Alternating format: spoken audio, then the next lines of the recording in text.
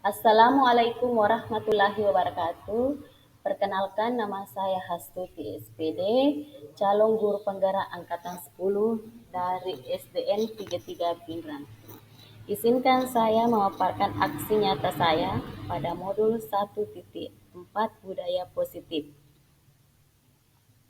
Perkenalkan, beliau berdua adalah fasilitator, yaitu Bapak Samsul Aidin SPD MM, dan pengajar praktik Ibu Tendriasa SPD. Adapun rancangan tindakan untuk aksi nyata yang saya buat adalah sebagai berikut. Yang pertama adalah latar belakang. Murid tidak suka peraturan karena selama ini jika mereka melakukan pelanggaran, maka akan mendapatkan hukuman dan cenderung akan mempermalukan dirinya sendiri. Yang kedua, tujuan aksi nyata yang saya buat. Pertama, menciptakan murid yang merdeka dan disiplin diri yang kuat. Dan yang kedua, menumbuhkan budaya positif sekolah dengan meyakini nilai-nilai kebijakan universal.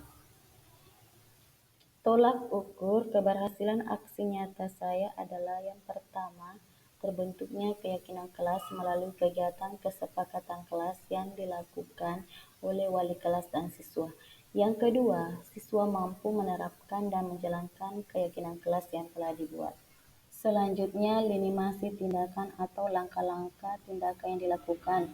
Yang pertama, menghadap kepala sekolah untuk menjelaskan pentingnya penanaman budaya positif dan keyakinan kelas di sekolah, serta meminta izin untuk diseminasikan bersama dengan rekan guru. Yang kedua, mengumpulkan rekan guru untuk melakukan diseminasi pemahaman materi budaya positif atau keyakinan kelas dan segitiga restitusi. Dan yang ketiga, berkoordinasi dan berkolaborasi dengan wali kelas untuk membuat keyakinan kelas di kelas masing-masing. Dan yang keempat, memantau, merefleksi, dan mengevaluasi keyakinan kelas yang telah dibuat. Berikut dukungan yang dibutuhkan. Yang pertama, dukungan dari kepala sekolah, rekan guru, serta murid agar tindakan yang telah disusun dapat dilakukan secara lancar dan menyeluruh. Yang kedua, sarana dan prasarana untuk menumbuhkan budaya positif di sekolah. Yang ketiga, dukungan dari orang tua dalam melakukan budaya positif di rumah. Berikut ini merupakan kegiatan diseminasi sekolah mengenai pemahaman dan pengalaman budaya positif. Bismillahirrahmanirrahim. Assalamualaikum warahmatullahi wabarakatuh. Yang terhormat Ibu Kepala Sekolah, yang terhormat Ibu-Ibu Guru SDN 33 Pinrang. Puji syukur kita panjatkan kehadirat Allah Subhanahu wa taala karena pada hari ini kita diberi kesehatan, kesempatan dalam berkumpul di ruangan ini. Dan tidak lupa kita mengirimkan salawat atas junjungan Nabi Muhammad SAW karena baginda membawa kita dari alam gelap ke alam terang. Baik, pada pagi hari ini itu kegiatan yang ingin saya diseminasikan atau penyebaran pemahaman dan penerapan pengalaman budaya positif di sekolah. Apa yang saya dapatkan di pendidikan guru penggerak, dan inilah saya ingin bagikan kepada ibu-ibu sekalian.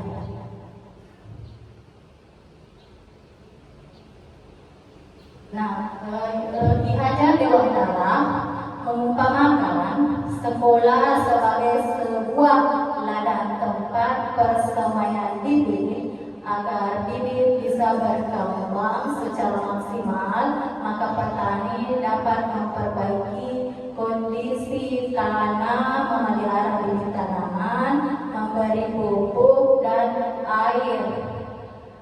Kemudian membasmi ulat-ulat atau jamur-jamur mengganggu hidup bibit tanaman dan lain sebagainya. Nah, dari uraian tersebut kita dapat memahami bahwa sekolah diibaratkan sebagai tanah tempat bercocok tanam, sehingga guru harus mengusahakan sekolah jadi lingkungan yang menyenangkan, menjadi menjaga dan melindungi murid dari hal-hal yang tidak baik. Dengan demikian, karakter murid tumbuh dengan baik sesuai profil pelajar. Ada latar belakang sehingga muncul namanya disiplin positif. Adalah sebuah bentuk penerapan disiplin tanpa kekerasan, upaya komunikasi dan perilaku yang efektif antara orang tua dan anak, mengajarkan anak untuk memahami konsekuensi dari perilaku mereka, mengajarkan anak tanggung jawab dan rasa hormat ketika berinteraksi dengan lingkungannya. Nah, Bapak Ibu, di sini kita pahami bahwa disiplin positif di sini tanpa kekerasan. Kita tidak boleh memukul ketika anak melakukan sebuah kesalahan. Ya, nah di situ kita pelajari. Lanjut, ya, ada konsep utama modul budaya positif. Yang pertama, perubahan paradigma belajar. Yang kedua, disiplin positif. Yang ketiga, kebutuhan dasar manusia. Yang keempat, motivasi perilaku manusia. Kelima, posisi kontrol restitusi. Yang keenam yaitu keyakinan kelas, dan yang ketujuh segitiga restitusi.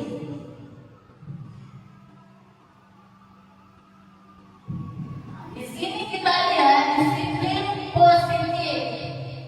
Nah, yang pertama dalam budaya kita, makna kata disiplin dimaknai menjadi sesuatu yang dilakukan seseorang pada orang lain untuk mendapatkan kepatuhan. Kita cenderung menghubungkan kata disiplin dengan ketidaknyamanan. Lanjut, sebagai pendidik, tujuan kita adalah menciptakan anak-anak memiliki disiplin diri, sehingga mereka bisa berperilaku dengan mengacu kepada nilai-nilai kebajikan universal dan memiliki motivasi intrinsik dan ekstrinsik.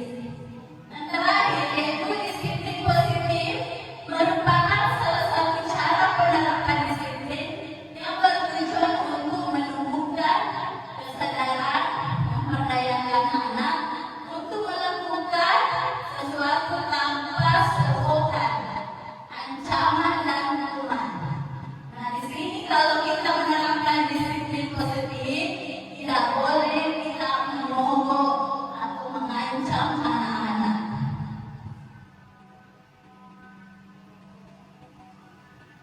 Berapun pembelajaran dengan paradigma baru.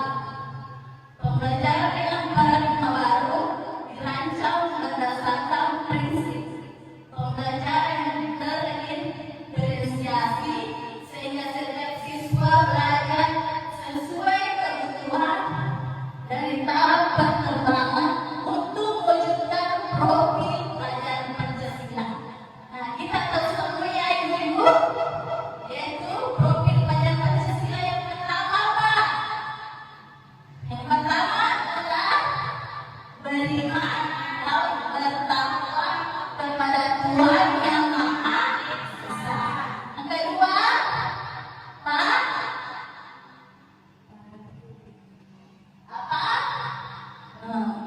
Mandiri. Apalagi? Bernasibis, berpendidikan global, gotong royong dan kreatif. Ya. Nah, ada motivasi perilaku manusia. Motivasi merupakan dorongan dan timbul dari diri seseorang secara sadar atau tidak sadar untuk melakukan suatu tindakan dengan tujuan tertentu. Yang pertama adalah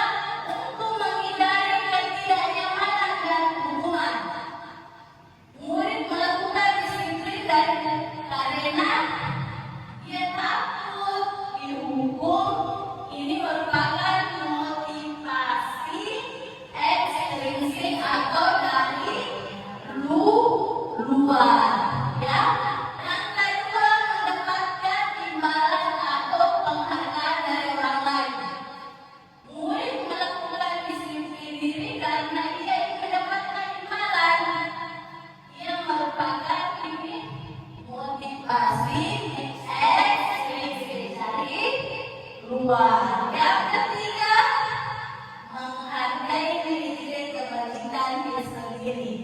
Murid melakukan disiplin diri karena sadar dengan nilai kebajikan dirinya. Ini merupakan motivasi intrinsik atau dari dalam diri anak tersebut. Ada konsep disiplin dengan identitas skala. Itu kalau masalah hukuman nih, pertama apa yang terjadi pada kita hukum?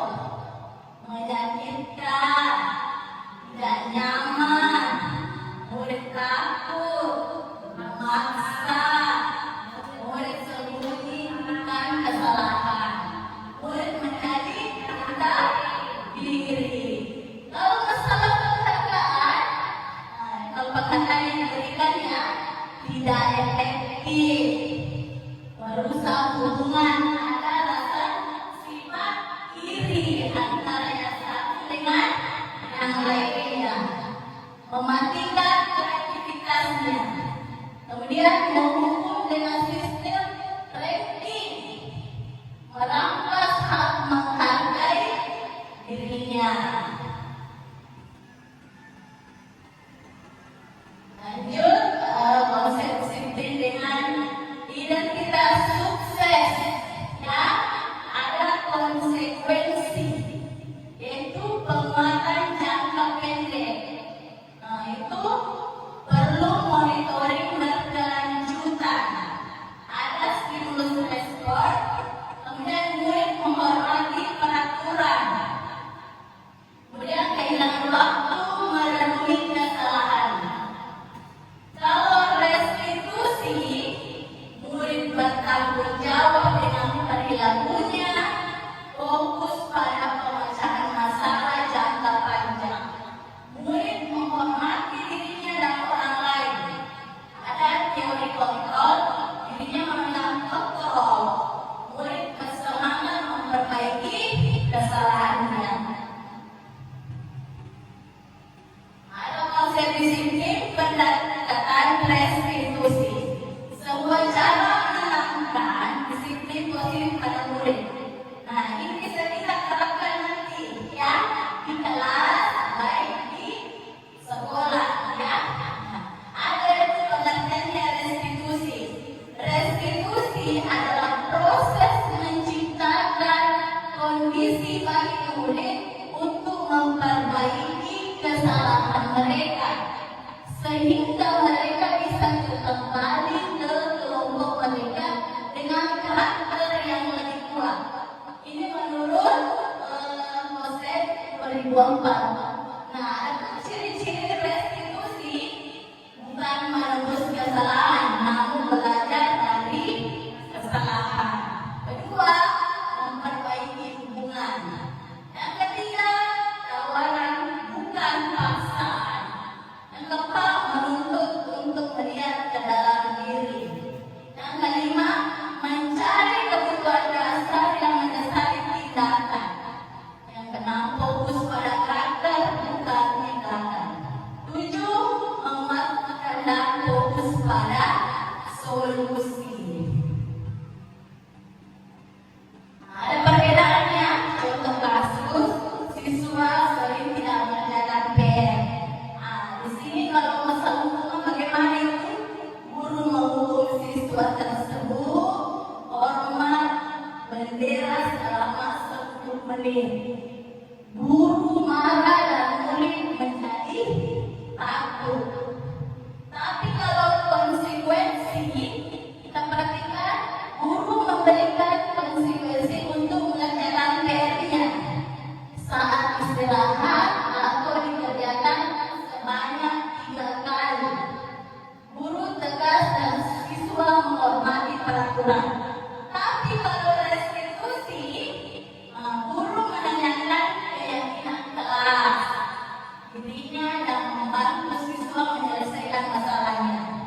Kemudian guru terbuka dan siswa menghormati dirinya dan orang lain. posisi kontrol restitusi, yaitu sebagai penghukum, sebagai pembuat rasa bersalah, sebagai teman, sebagai pemantau, dan sebagai manajer. Dari kelima posisi kontrol tersebut, ada yang paling sesuai untuk bisa kita terapkan di sekolah. Nah, sebagai seorang guru yang perlu kita terapkan posisi kontrol itu posisi manajer, ya.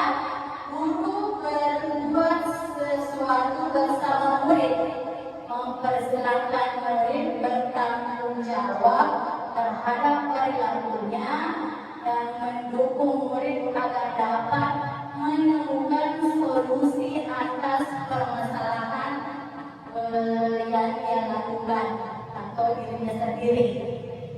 Kemudian yang kedua itu posisi manajer, mengacu pada restitusi yang dapat menjadikan murid sebagai manajer bagi dirinya sendiri sehingga tercipta identitas positif atau berhasil pada diri murid tersebut.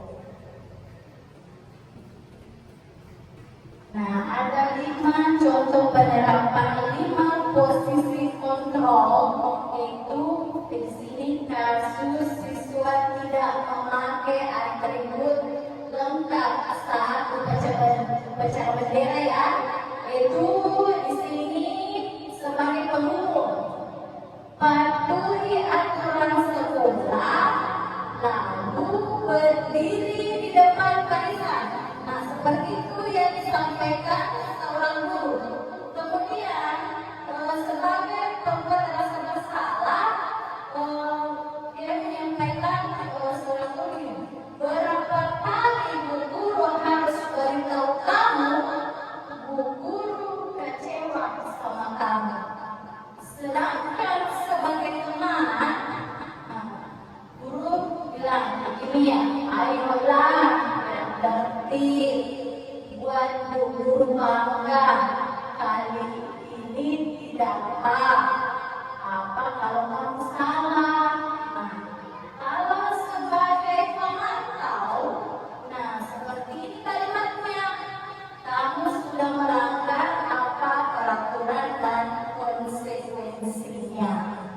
Sedangkan kita sebagai guru, sebagai posisi kontrol manajer, itu kita mengungkapkan kalimat itu, apakah kamu tahu kesalahanmu? Kira-kira bagaimana kamu akan memperbaiki kesalahan ini? Nah, kita sampaikan kepada murid kita. Keyakinan kelas itu, pengertian keyakinan kelas adalah kesepakatan dibuat bersama oleh guru dan murid tanpa paksaan untuk ditaati bersama, yang bersifat umum atau merupakan pernyataan universal yang dibuat dalam bentuk kalimat positif. Universal artinya berlaku untuk semua orang atau umum. Keyakinan kelas itu dibuat jumlah kalimatnya sedikit sehingga mudah diingat dan dipahami oleh semua warga kelas.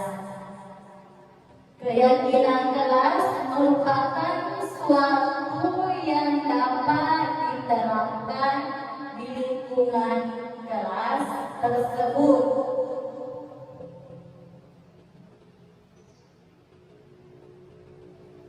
Nah, adapun tentang peraturan adalah sesuatu yang harus ditaati atau dilaksanakan di sekolah agar proses pembelajaran dapat berlangsung dengan lancar.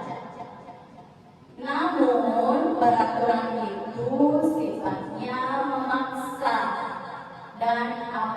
apabila kita melanggar akan mendapatkan hukuman. Dibuat dalam bentuk kalimat negatif seperti contoh kalimatnya, jangan buang sampah sembarangan.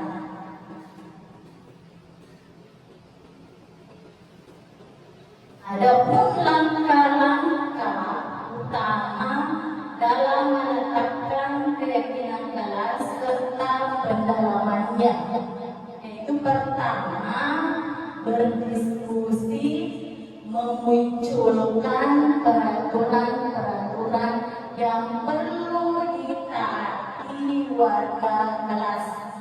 Yang kedua, mengubah peraturan-peraturan menjadi kalimat yang lebih positif.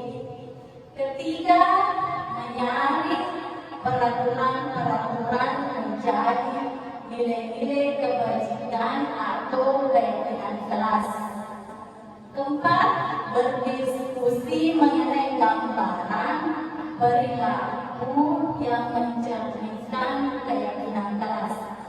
Kelima, berdiskusi mengenai peran seluruh warga kelas setelah keyakinan kelas dibuat. Terbentuk kegiatan diskusi ini akan menjelaskan bahwa seluruh warga kelas harus bekerja sama untuk melaksanakan keyakinan kelas yang dibuat bersama. Yang terakhir itu meninjau keyakinan kelas dari waktu ke waktu. Artinya tahapan ini dilakukan untuk mengevaluasi keyakinan kelas yang dibuat agar lebih efektif dilaksanakan peninjauan ulang ini setiap akhir semester. Maka ini keyakinan kelas dibuat itu per semester agar lebih efektif.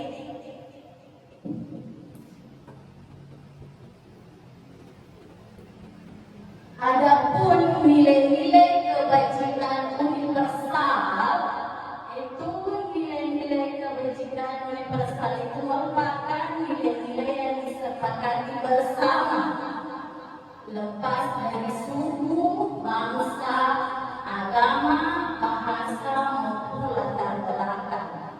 Nilai-nilai kebajikan pada institusi atau organisasi dapat berbeda-beda, tapi semua memiliki tujuan yang berbeda. Nah, adapun nilai-nilai kebajikan universal itu sifatnya positif. Manusia yang positif merupakan tujuan mulia yang ingin dicapai setiap individu. Nilai-nilai tersebut bersifat universal dan insan bahasanya atau lintas bahasa atau suku bahasa, agama maupun latar belakang. Pertama itu setiap perilaku atau perbuatan memiliki suatu tujuan menurut Dr. William berdasar pada teori kontrol pada tahun 1984. Yang kedua, dengan menaikkan nilai-nilai kebajikan yang diyakini seseorang, maka motivasi intrinsik atau dari dalam akan terbangun sehingga menggerakkan motivasi dari dalam itu dapat mencapai tujuan mulia yang diinginkan. Menurut Glenn Gossett pada tahun 1998. Yang ketiga adalah nilai-nilai kebajikan yang ingin dicapai oleh setiap anak Indonesia yang kita kenal dengan profil pelajar Pancasila. Itu pertama itu beriman, bertakwa kepada Tuhan yang Maha Esa dan berakhlak mulia. Yang kedua, mandiri. Anak diajar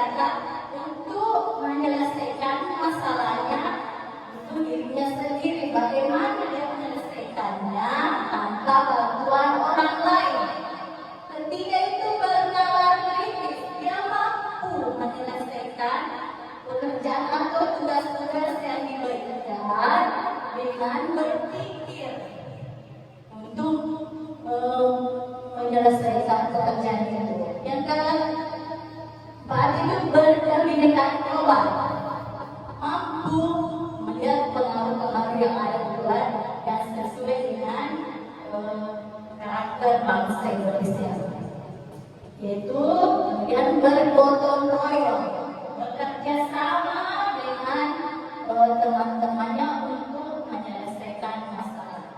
Dan yang terakhir adalah kreatif, mampu membuat karya sesuai pemikiran atau idenya sendiri.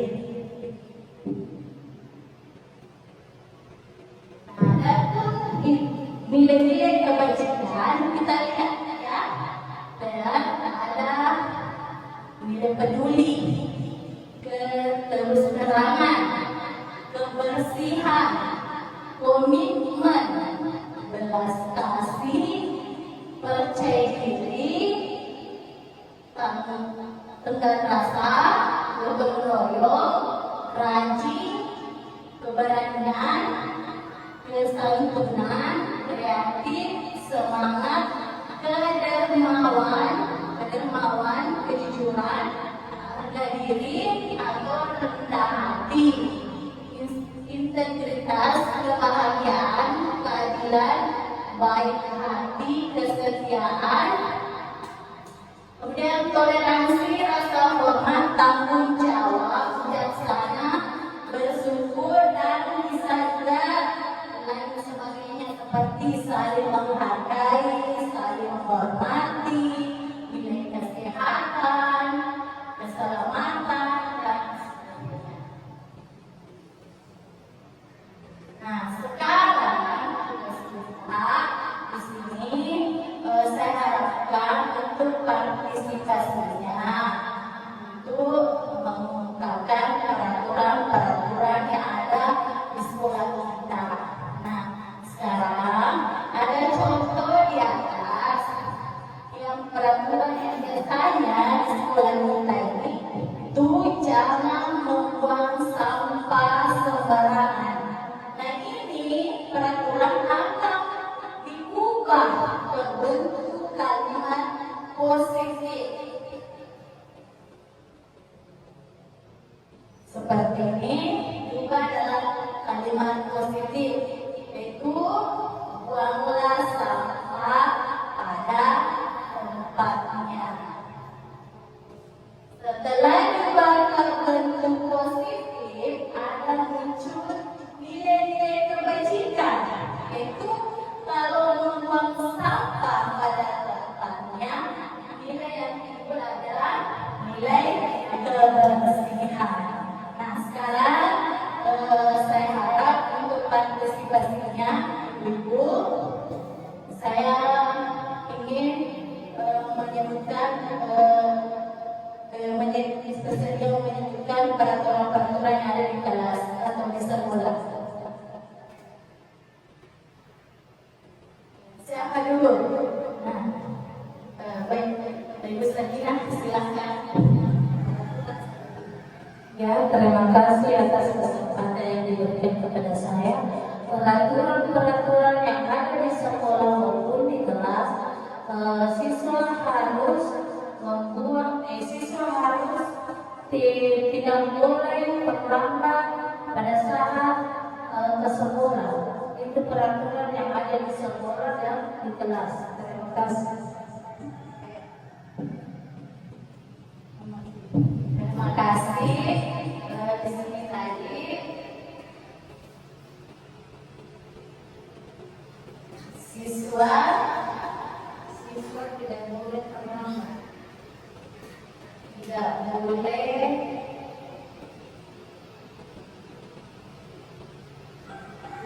terlambat. Nah, sekarang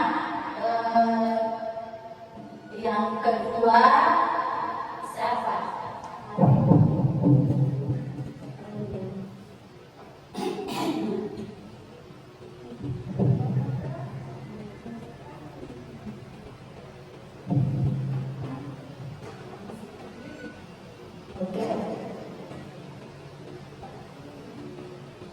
Oke, aturan yang ada di kelas yaitu tidak boleh mengambil barang teman atau orang lain tanpa diminta terlebih dahulu. Oke, terima kasih. Terima kasih atas partisipasinya Bupat Mawati. Selanjutnya siapa lagi yang ingin mengungkapkan peraturan-peraturan yang ada di kelas atau sekolah? Baiklah, saya akan menambahkan peraturan-peraturan yang ada di kelas, yaitu tidak boleh menyontek pada saat ujian. Terima kasih. Yaitu tidak boleh menyontek pada saat ujian. Nah, mungkin masih ada siapa? Ada.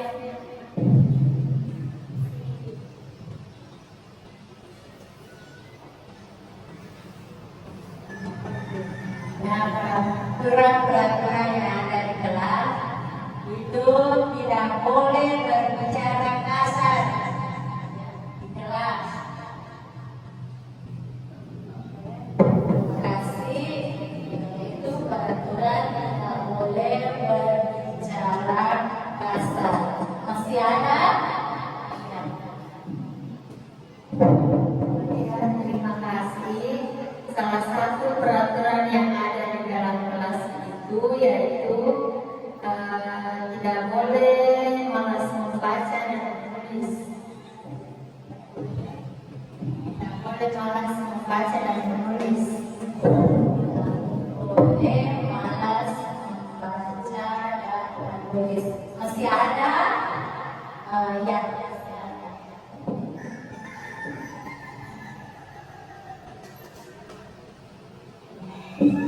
Terima kasih. Peraturan-peraturan yang ada di kelas itu tidak boleh berkelahi.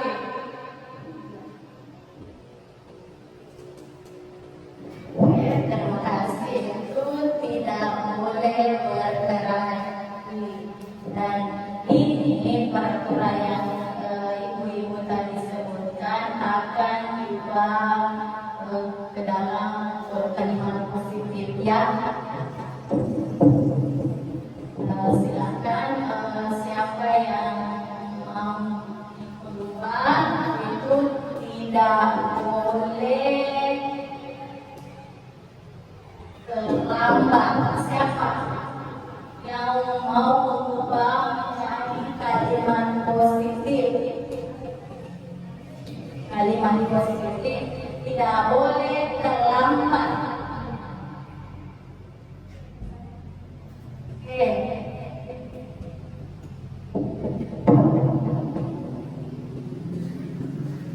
Ya, dari kata-kata dari peraturan tidak boleh terlambat. Kita di sini harus siswa harus hadir tepat waktu. Terima kasih. Berarti ini peraturan-peraturan yang akan dibawa ke kalimat positif, yaitu nanti ada peraturan tidak boleh terlambat, maka diubah ke dalam kalimat positif itu hadir tepat waktu. Nah, untuk selanjutnya peraturan tidak boleh mengambil barang orang lain. Siapa yang ingin mengubah kalimat positif? Oke, silakan. Oke, ketika diubah ke nilai positif, tidak boleh meminjam tidak boleh mengambil barang orang lain, yaitu nilai positifnya jika kita ingin meminjam barang orang, terlebih dulu kita harus meminta izin. Oke, terima kasih. Bagus ya. Di sini tidak boleh mengambil barang orang lain. Itu kita ubah ke bentuk kalimat positif, artinya kita meminta izin untuk meminjam barang. Nah, selanjutnya tadi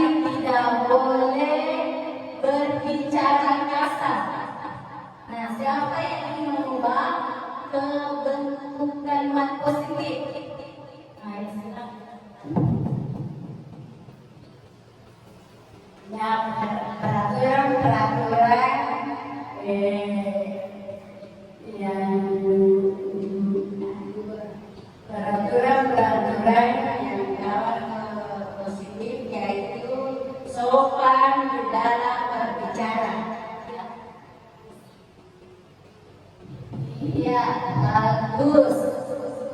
Ternyata peraturan tersebut diubah ke positif, kalimat positif ya, sudah kedengarannya lebih bagus didengar, tidak memaksa, sesuai dengan kesepakatan. Seperti tadi, tidak boleh berbicara kasar, dibuat ke kalimat positif, yaitu sopan dalam berbicara. Nah, selanjutnya ada lagi, tidak boleh nyontek pada saat ujian. Nah, siapa yang ingin membuat bentuk kalimat positif?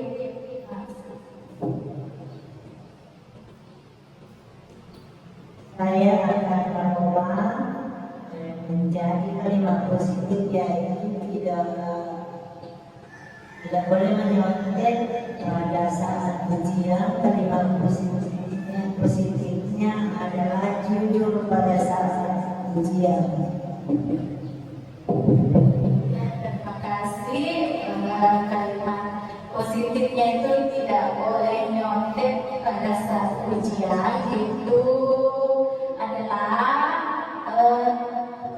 jujur dalam ujian. Nah, masih ada yang mau itu peraturan atau nilai-nilai kebajikan, yaitu kalau ada tepat waktu berarti disiplin ya. Kemudian jujur dalam atau saat ujian, itu nilai-nilai kebajikannya bertanggung jawab. Nah, lanjut sopan dalam berbicara. Nah, nilai-nilai kebajikannya itu saling menghormati. Nah, kalau saling menghormati teman ya, artinya itu nilai-nilai kebajikannya adalah saling menghargai atau menghormati. Kemudian gemar membaca dan menulis sebagai budaya literasi. Nah, ini adalah nilai-nilai kebajikannya adalah rajin ya. Selanjutnya, meminta izin pada saat mengambil barang orang lain. Nilai-nilai kebajikannya yaitu apa? Saling menghargai kan? Meminta izin berarti kita menghargai orang lain. Pimpinan kelas. Ini yang saya lakukan di kelas. Ini guru bersama siswa membuat keyakinan kelas. Kita berdiskusi tentang peraturan, apa yang harus kita lakukan di kelas untuk membuat keyakinan kelas. Kemudian apa yang kita rumuskan, aturan menjadi keyakinan. Kita bersama teman-teman anak-anak melihat apakah ini sudah sesuai atau bagaimana. Kemudian keyakinan kelas itu kita kita melihat, ini anak-anak harus ikuti ya keyakinan kelas tersebut. Keyakinan kelas contohnya ini ya, yang kelas 5, disiplin waktu. Yang kedua, belajar dengan antusias, semangat dan percaya diri.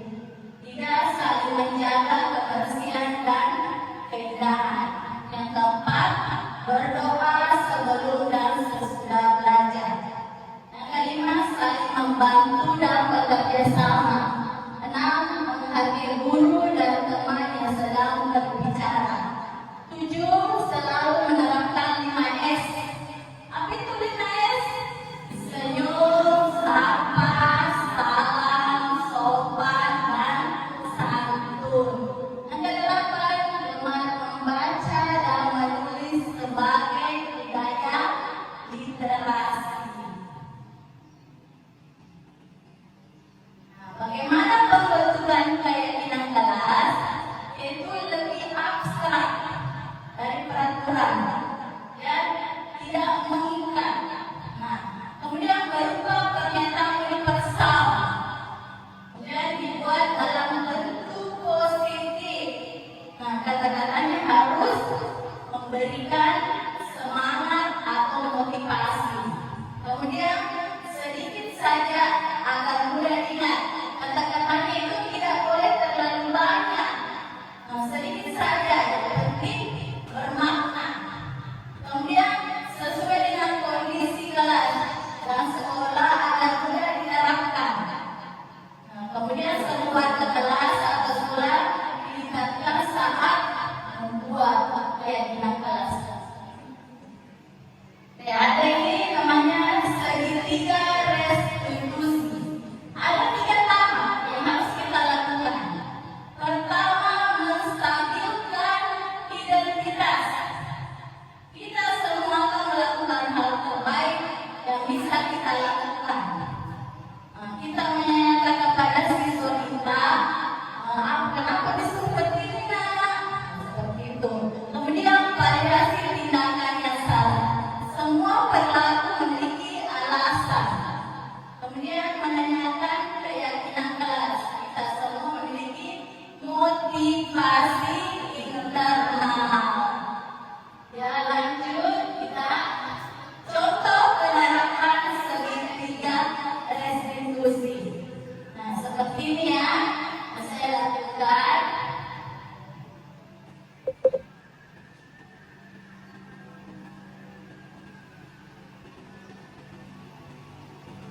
Ini menanyakan ya,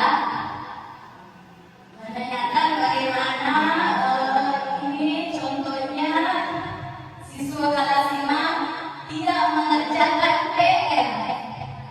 Ya, tidak mengerjakan PR pendidikan agama Islam yang dipotong dari Pak Aswan. Saya tanyakan kenapa, katanya Pak Aswan bilang Nabilah tidak mengerjakan PR. Kenapa ya? Katanya dia belum paham. Ya saya tahu menurut kita itu benar, tapi sebagai siswa kita harus melakukan tugas kita sebagai siswa ya. Saya lakukan di kelas, silakan disimak, ditonton ya.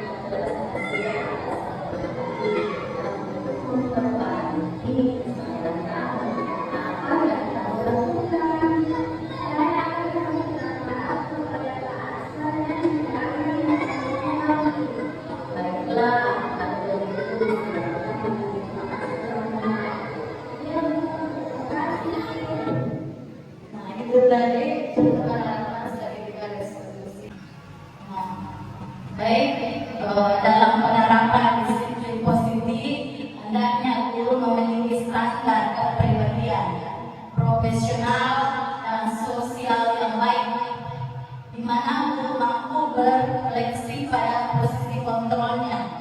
Saat ini, bagaimana perjalanan dirinya sebagai alumni, posisi manajer yang menuntut murid menjadi insan yang mandiri, merdeka dan bertanggung jawab. Ini standar nasional pendidikan kita yang coba dilihat.